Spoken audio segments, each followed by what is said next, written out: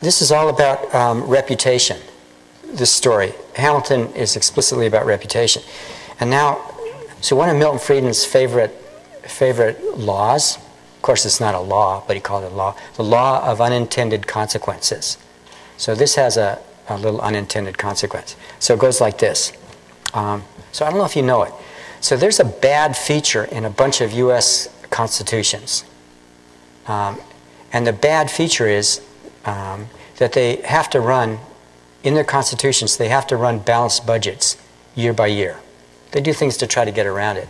But they're supposed to, not like the federal government, have the ability to run deficits in hard times and surpluses in good times. They have to run a balanced budget every year.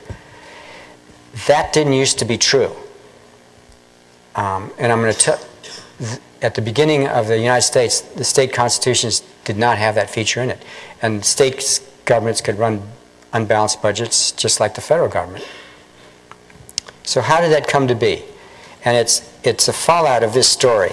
So you notice what Hamilton and Washington did is they established a good reputation for paying U.S. government debts by paying them. Not only that, they bailed out the state governments. So they created a reputation with U.S. government creditors, you could say at the cost of provoking a possible moral hazard with the states. Because they'd bailed out the states once, why not again? Now, there's plenty of people who say this moral hazard stuff is far-fetched.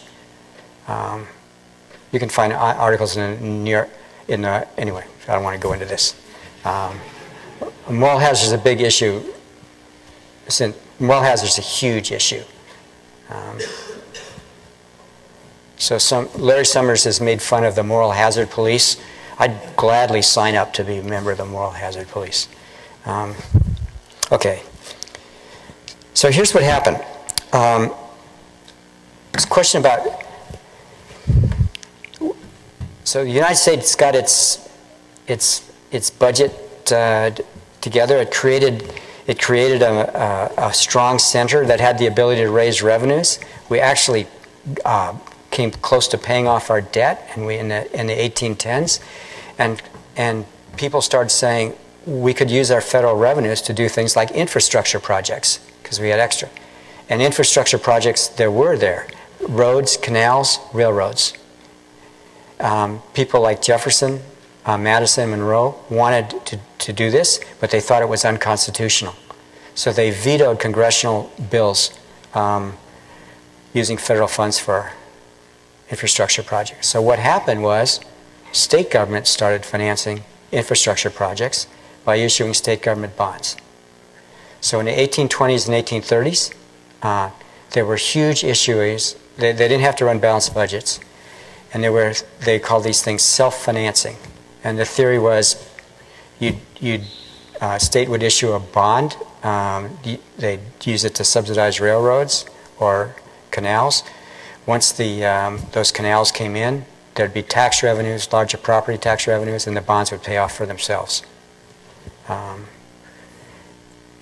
Huge amounts of these things were issued. In 1837, there's a financial crisis. And in the next several years, there's either repudiations or technical defaults or threats of defaults of state government bonds. Okay. And what happens is, now I have to tell you who owns these bonds. This is all about reputation. 70% of them were owned in Britain, Great Britain. Okay. I told you 85% of the original government debt in the United States was owned by U.S. citizens. But now 70% is owned abroad. Just a small detail, because voters vote. And people that don't vote can't vote. Okay, so what happens is in the 1840s, these state bonds threaten to go underneath. And then what happens is now there's debates in Congress, and people say the following: the United States was born with a massive bailout of state government debts. Let's do it again. And we have to protect our credit. And it's a huge debate. And what happens is at that time is Congress several times says no. and the debts go number of the debts go belly up, and the British creditors get really mad at the United States, and they punish the United States credit. Not just state credit suffers in Europe, but federal credit suffers in Europe. They don't make this fine distinction. The federal government basically had no debt in 1840. It's all state debt. So the federal government refuses to bail out. So now I said fiscal crises often produce political revolutions. And all the federal government said is, we're not going to bail you out. Alexander Hamilton, blah, blah, blah. Well, we're not going to bail you out. Alexander Hamilton, you know, we were born in, we're not going to bail you out. That's it. What should we do?